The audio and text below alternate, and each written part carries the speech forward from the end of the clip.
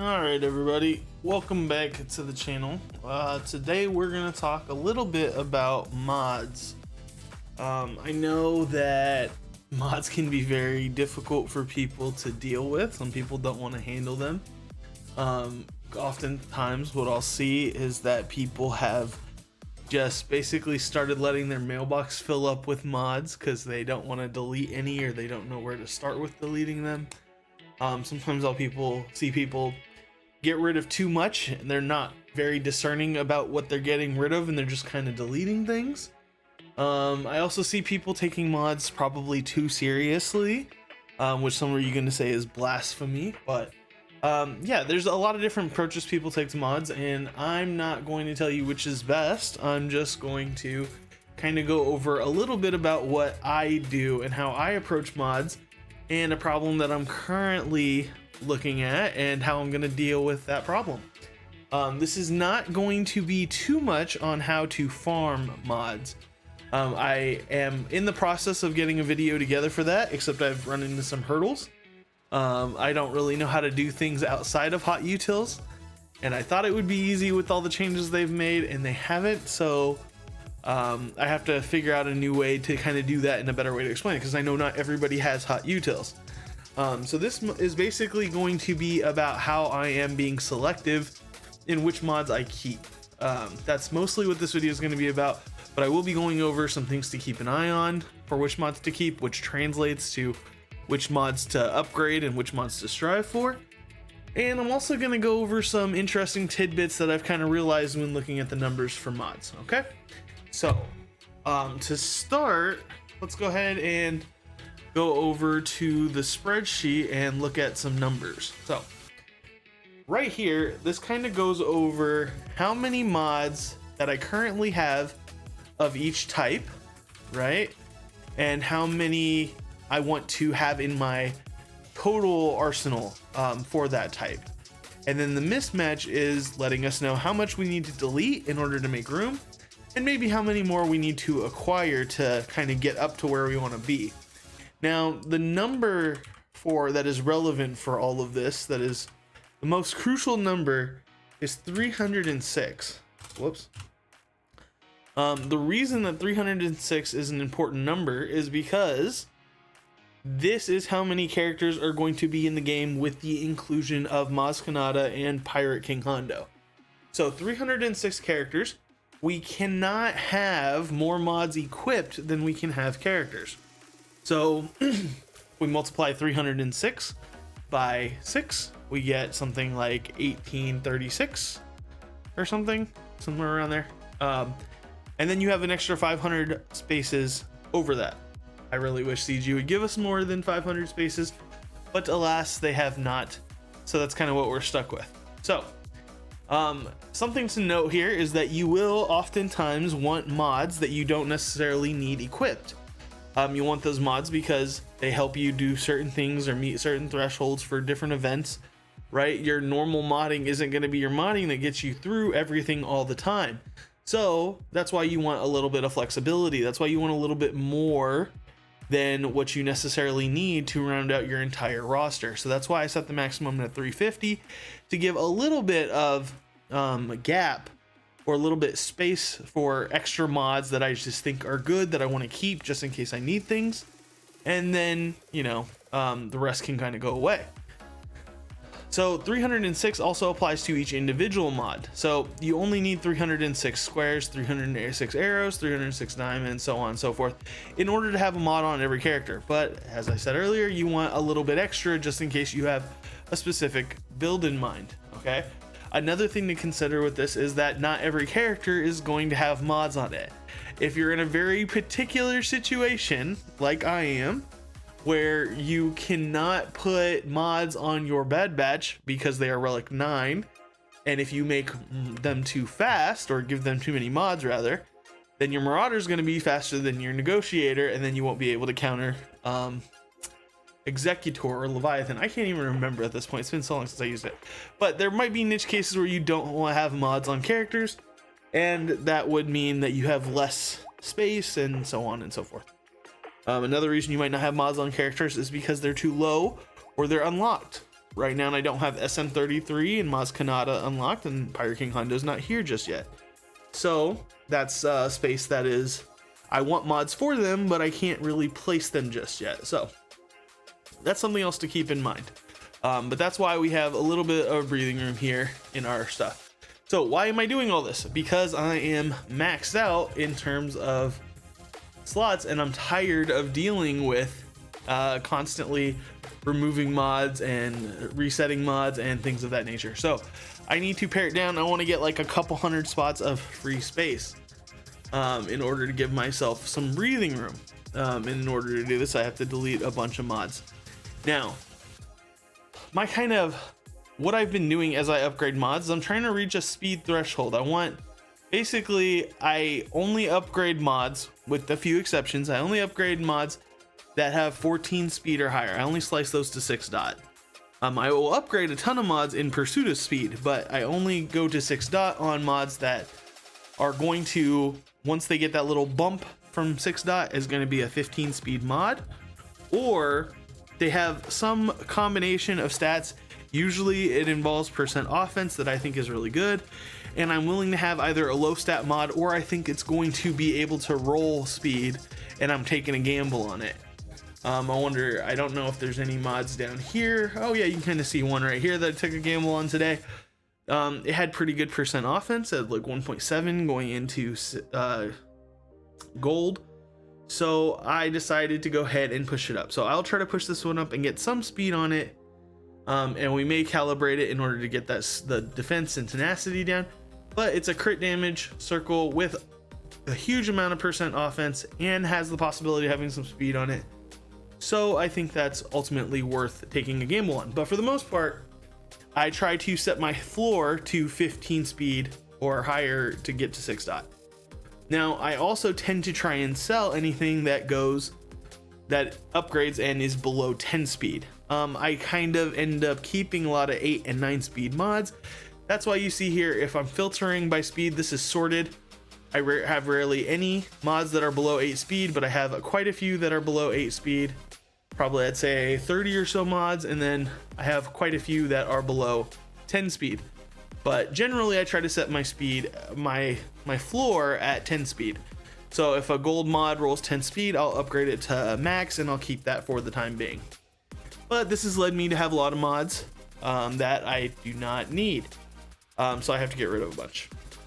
Now, this is Hot Util's kind of mod management screen. I can select mods. Unfortunately, I cannot sell any of these because I have to first unequip them, and I don't have the space to unequip them. So I will not be able to just get rid of them here in this video. But I'm paying attention to what I need to delete. So I have to delete 43, and I have about 54 selected that I can go ahead and delete. So I want to kind of walk you through what my thought process is in selecting the mods that I'm going to delete, because that'll often inform people on what to keep and what to look for to keep, and then also what they can kind of get rid of. So because I'm sorting here, right, the first kind of reason that I would delete a mod is that it doesn't meet the speed threshold. So before I even start looking at 10 speed mods up here, or 11, 12, 13, 14 go on farther, there might be bad mods up there, right? But I have 8s, 9s that I can get rid of before I even get there. Yes, there's the possibility that there's a 9 speed mod with better stats than a 10 speed mod, right? But that's where I'm just setting the line. I'm not worried about losing that much stats just because of that little differential. And I'm also paying attention, like even though this is a 6 speed mod, I know what I'm doing here with the offense, and I'm hoping, so I'm not going to sell that mod, right? So it takes some discretion. So that's the first thing. If it doesn't meet the speed threshold, it's going to be a primary candidate for deletion. As you can see, there's a lot of 8 and 9 speed mods that I have not selected that I'm not getting rid of. So it's just kind of in comparison, that's like one of the first spots to check, right? We're not even looking up here for deletions right now. Okay, so the second one that I might delete is something with bad primaries, right? So usually bad primaries will get filtered out when I'm upgrading. So we probably aren't gonna see some here, but if they had percent accuracy, right? You can't get percent accuracy on circles, but you only get 2 primaries here. So this is a bad example for primaries, but I'll just kind of go over like accuracy, maybe crit chance. Triangles are typically pretty bad because you can get almost the same amount of crit chance through secondaries, and then you still get a great primary. What percent defense crosses and triangles are typically on the worst side. There is some cases that they could be pretty good, and usually want those to kind of match up with the primary. So that's kind of situations in which you can have a bad primary. Tenacity on a non-tenacity mod, potency on a non-potency mod. Typically those are kind of bad primaries, right? So another reason is that the mod sets and primaries don't complement each other, right? And that kind of goes with what we're talking about with potency on potency and tenacity on tenacity. The reason that you don't want to kind of have those mods necessarily in your arsenal is because if you are looking for a potency build, usually that's for a very specific reason. You want to apply some debuff. So in what world are you going to say, I really want potency on this character, but I don't want a potency primary? You'll probably be looking for a potency primary first, okay? So then if you really want potency on the character, you're likely going to want all potency sets. So this is why this kind of mismatch, even though theoretically there could be a spot for it and it could be useful, generally you don't want too many of those in your collection, if any at all. So that's where you can kind of have an easy spot to get rid of those mods. And the same thing goes for tenacity. If you don't want your character to get stunned or ability blocked or dazed, then you're going to want to put tenacity on them. And to that extent, you're going to put a tenacity primary on there. You're going to look for tenacity secondaries, and you're going to go ahead and get that set bonus so you get even more tenacity, right? So those are just kind of some rules of thumb that you'd want to look at. Another thing is that you might have an offense set or a crit damage set, but you have a bad primary on there. So you don't want a defense primary on a crit damage set. Usually those things are working against each other.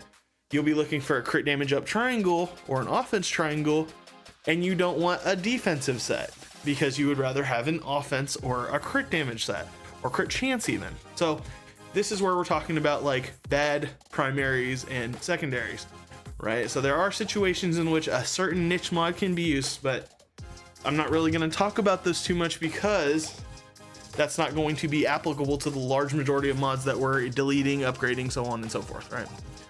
Okay, so another reason would be mod secondaries do not complement their primary set. So this is when you are looking for offense, right?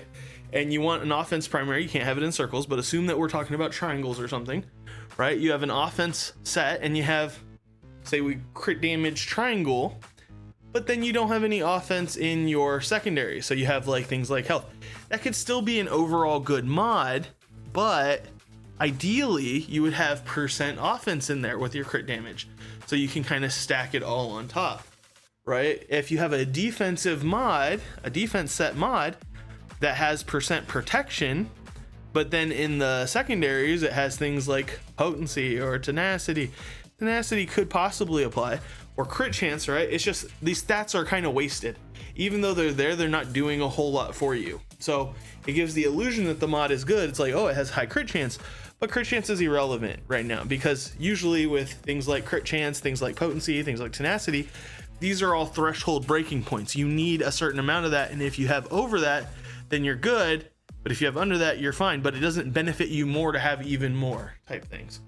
So that's why it can be kind of awkward when you have something like this, a health set mod with protection primary, and then you have crit chance and offense down here.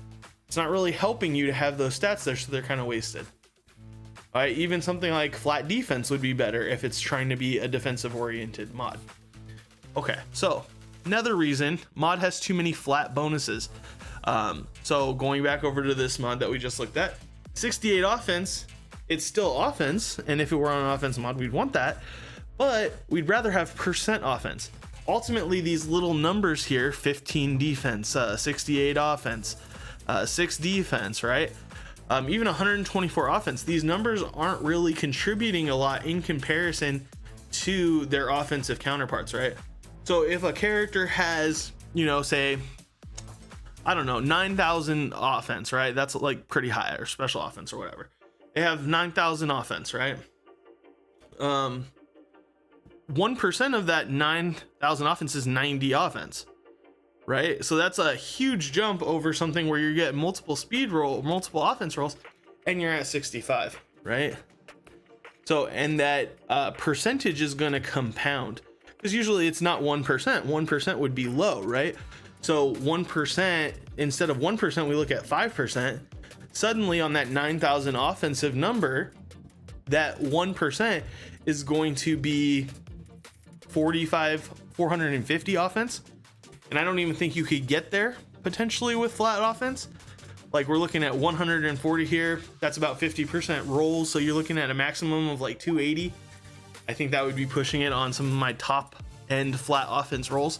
And, you know, that is even less true for something with like health and protection, where the numbers can get even nuttier, right? When you're looking at 100,000 offense or 200,000 protection, 1% is suddenly like 20,000 protection. And you don't see, 200,000 protection. 1% would be 2,000 protection. And then you typically see something like 12% protection, right? 1.6% health here. Let's see, do we have any crazy high percentage protections here?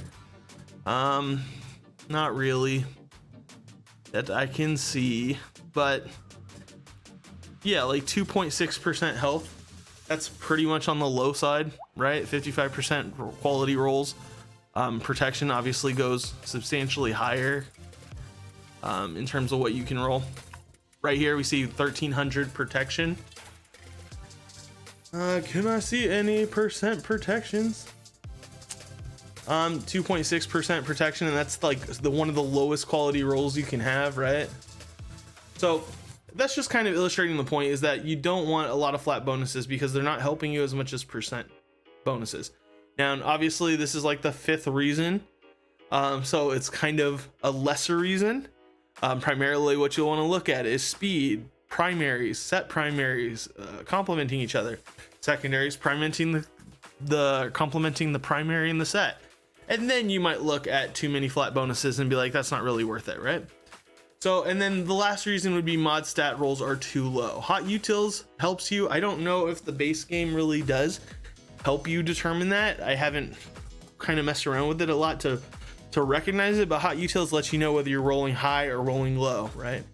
So this is not rolling very high on its 1 offensive roll, or 2 offensive rolls rather, but it's rolling pretty good in terms of flat health. It's still flat, but it's rolling on the higher end of those. Something like the offense, it's doing pretty good in terms of those percentage offense rolls, right? Whereas speed, it's gotten 4 and a 3, and then it got 1 from going to 6 dots. So it's really bad in terms of the speed quality. And the reason why you might delete this mod, even though it has seemingly good things all around, is that it's just going to be pretty easy to get better than that, because the stats are so low, right? You have something like 60% protection versus 51 or even lower. Let's see if we can find something on the very low end. It tends to be pretty generous with protection, but okay, well, maybe like tenacity might help illustrate that a bit better if I'm not getting. Oh yeah, 5% protection here. That was a good one. Earlier point. Yeah, but just comparing the numbers, right? It's going to be pretty easy to get that. Again, you're not missing out on too much by getting rid of something that just the stats rolled really low. And your ceiling for that mod, if you're continuing to upgrade these mods, your ceiling is going to be much, much lower, because you're starting out from a point that you just can't get that high. And then you're likely to get some bad rolls in between there too, right? So that's one of the main reasons. Whereas if you look at a mod that is rolling really good on the percentage secondaries, you can have mods that have just as much offense or close to as much offense percent wise in their secondaries as they would if they were a offense primary. Not quite possible with protection as much, but things like crit chance, 12% crit chance is the high end on a 6-dot mod. You can definitely get close to that with full crit chance rolls, if not higher. But you want good rolls, right? So those are some of the qualities that I've been looking at in terms of getting rid of mods. You'll see mods here, like I'm looking at discarding 1.2% offense. That's not terrible. If it goes to 6 dot, it will go up to probably in the 4% area or close to it. But the problem is I don't need to worry about that because I'm never gonna 6-dot this mod. It's it doesn't have a whole lot going for it. It's a health and protection, which isn't necessarily bad, but not the mod that I necessarily need to be super fast and super offense heavy. So these things aren't exactly complementing it, and the rolls that I'm going to get aren't necessarily going to be good, right? So I would have to slice this to gold. I would have to hit a +5 or higher, and then I would have to slice it again and hope that it gets more speed and offense. And ultimately, again, it's not in matching with the secondaries, aren't matching with the primaries. Now, you'll often want a health set on things, but I have many more health circles that have percentage offense and have speed, right? This one has a little bit lower speed, but it's already shooting at higher percent offense, and it's a set that I would actually want percent offense in, right? So these are kind of why I choose some of these mods. Now, some of these mods that I'll keep that are, even though they're not that great, are sets that I don't necessarily have a ton of, right? So I don't have a huge variety of tenacity mods. This one at least has some tenacity. This is by no means a good mod, but it also has that percent offense. It has even more than that other mod. It has the same speed, right? And not the same speed potential necessarily. This is a gold mod and that's a purple mod, so it still has another roll down here. But the secondaries are also matching with the primary. If I were to upgrade this, then I could potentially get a tenacity secondary upgrade, which would be good on a tenacity set mod, right? So these are some of the things that we consider when we're going through all the mods. Let's see some other mods. See, like potency mods here. They are kind of one of the first ones you look at, because if they don't have percent potency, then why would you equip this mod? Just to get the set bonus is unlikely. So this really isn't doing a ton for me. And then you look at everything else and it's similar, right? Here's a crit damage mod. I don't have a ton of crit damage set mods, but this one doesn't do anything for me because there's no secondaries that are offensive. So yes, I would get my crit damage bonus, but then I would have a bunch of mods that don't have secondaries that are helping the character. The tenacity and the health and the defense aren't helping me there. Another thing would be like looking at speed mods.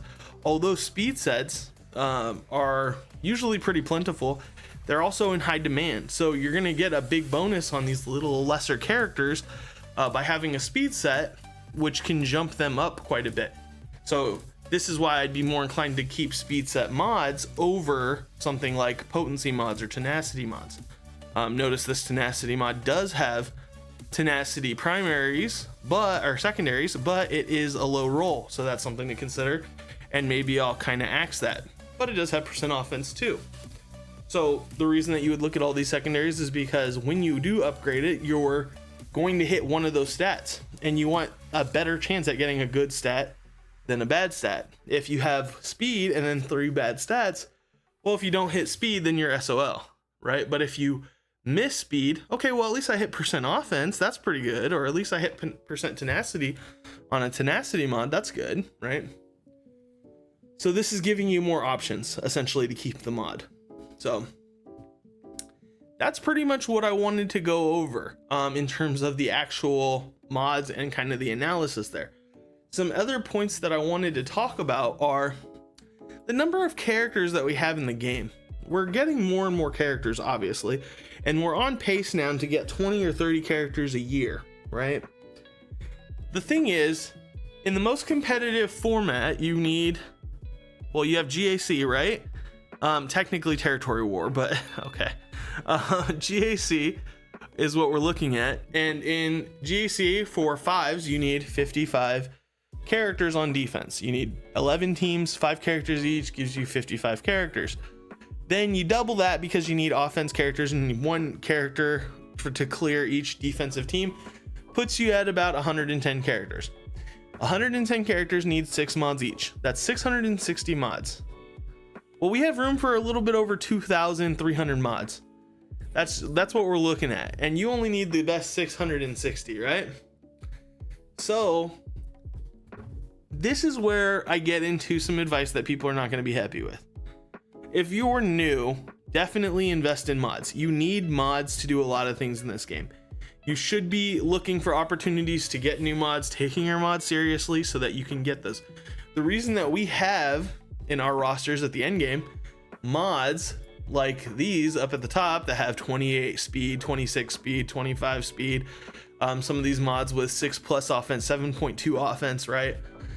The reason that we have all these is because of time, and we've just been doing this along, and we're filtering out all the bad ones. We're keeping the gems, and we keep on filtering out the bad mods the more we go on and on and on and on. So you got to start in the early game, because you don't want to be at the end game and be like, oh, I don't have a lot of mods, because the only thing that can really get you more mods is time. It's the sad truth. You can't easily buy mods, because even when you buy materials, you're just getting more chances. You're just increasing your RNG chance. By making more rolls, then you're eventually going to end up with more, but it's very costly to do at the end game. So you want to start early on. That's my number one recommendation, is start doing mods early on. But as you get closer to the end game, as you start to fill out your roster, as you start to get tons and tons of mods, you have hundreds of mods that are over 15 speed, over 20 speed. This is where I kind of recommend people dialing back their mods. And this is because oftentimes what I will see is people perpetually increasing their floor. So they'll go, okay, I don't have any mod in my roster under 9 speed. Oh, I don't have any mod in my roster under 11 speed. Oh, I don't have any mod in my roster under 12 speed. That's fantastic, but you can only use 660 mods on a given competitive environment. Okay, maybe more if you're doing territory war and you're carrying hard, right? But I don't know how much those are making a difference. There is an upper limit to how many mods you can use in this game. I don't have the greatest mod score by any means. I don't have the greatest mod depth by any means. I'm actually probably on the lower end of endgame players. My mods probably suck, but I have enough to get done whatever I need to get done, whether that's certain matchups in GAC or certain fleet combinations and doing things like that. Or most importantly, the raid. The raid is ultimately what we care the most about, or maybe new events and being able to complete those or undermanning those events. That's why you want a big mod roster. It's not necessarily for PvP. Some people will say it's for PvP. I think mods ultimately matter quite a bit less in PvP because it's mostly matchup dependent, right? If you take, for example, what's a guaranteed matchup pretty much? Okay, so Reva versus JK or Qui-Gon Jinn, right? Now it's a kind of a disparate example. You wouldn't want to use that, but I've done it many times because that's just the way the cookie crumbles, and I don't put Reva on defense that much anymore. And then I'm whittling down the characters. I'm like, oh, I got all this good stuff on my roster. Okay, we'll use a sure thing. We use Reva against Qui-Gon Jinn, right? That matchup doesn't require you to have good mods by any means. Yes, you stacked your mods out of the bejesus, but Reva against most things that they compete against are going to beat it based on the mechanics that they're using. Yes, you need a little bit of speed, and that's probably where the story ends. After that, you're probably a guarantee for most things that Reva beats. When you're looking at .gg and you're seeing those 80%, 90%, 100% win rates, the mods don't factor in too much. Good mods will suffice, and great mods will do nothing for you, right? little bit of difference on the defensive side of things, but I don't really care how fast your Qui-Gon Jinn is or how powerful your Qui-Gon Jinn is. Their Reva's probably going to stomp you if they're taking Reva against your Qui-Gon Jinn. That's just the way it is. So a lot of mods will end up being wasted on the defensive side of things too. So I'm only saying this to caution people towards investing, because I know people that are still doing hundreds. They're doing their 50s every day and they're doing their hundreds on mod materials, and they have far better mods than me. They have way better mod rosters than me, but those crystals are just wasted because they're never going to be able to use those mods for the most part. I mean, they'll filter out, they'll kind of be able to use them, but they're not going to get value for those mods. They're probably going to end up doing the same thing that a lot of us do, and they're going to middle around in Kyber 1 or middle around in Kyber 2 or lower, So that's just where I'd say, use them, get that repertoire up, get that get that you know, catalog of mods under your belt so that you can mod a lot of these characters. But do not worry about having every single character modded at over 20 speed. It's an unrealistic goal, and it'll do nothing for you at the end of the day. Because my jaw was, it doesn't matter how modded they are, they're not getting put on defense and they're not getting put on offense, right? So we have 306 characters in the game, and we use about 100 of them, about 110 of them for most things. So just recognize that your mod goals, you have to be clear about what your mod goals are. Otherwise, you're going to kind of get out of control and kind of skewed in terms of what you're looking for. When I go back and look over, I've just been doing my thing, not paying attention to how many mods I had, and I've been constantly replacing mods because I've been hitting that cap over and over again because I wasn't paying attention to it. Turns out I have 404 diamond mods and only 306 characters. I guarantee you I'm not swapping out 100 of those diamonds on a routine basis. So that tells me I have way too many diamonds. Another example would be arrows. I have 393 arrows and 306 characters. You know, I have 264 speed arrows. 264 speed arrows and 306 characters. I have a lot of arrows that have great speed secondaries. So I'm definitely not using all those speed arrows, to say nothing of the other arrows that I'm not using, like the percent protection, percent health, etc., etc. Right? 429 circles. I have more circles than I have anything. I still only have 306 characters. So a lot of those circles are just sitting there taking up space for no reason. And when I look at the things that I need for my mod depth, the things that I might need are triangles and crosses, right? So this tells me where I need to focus my mods on, and this is going to affect, maybe I don't buy that, you know, 4 speed or 5 speed circle in the mod store because I have enough circles, right? Or maybe I'm just more discretionary. It's got to have gold quality instead of purple. It's got to have really good other secondaries in addition to speed. It's got to have good primary set complementation. So that's why you want to be very clear about your goals, and your goals can move, but just start with goals and follow those until they're not serving you, and then change it up. But you can only change it up if you've actually been setting it that whole time, right? So just something to consider. Mods are important, but they're not that important. Just to piss people off a little bit more. Okay, that's all I got. I'll see you next time. Bye.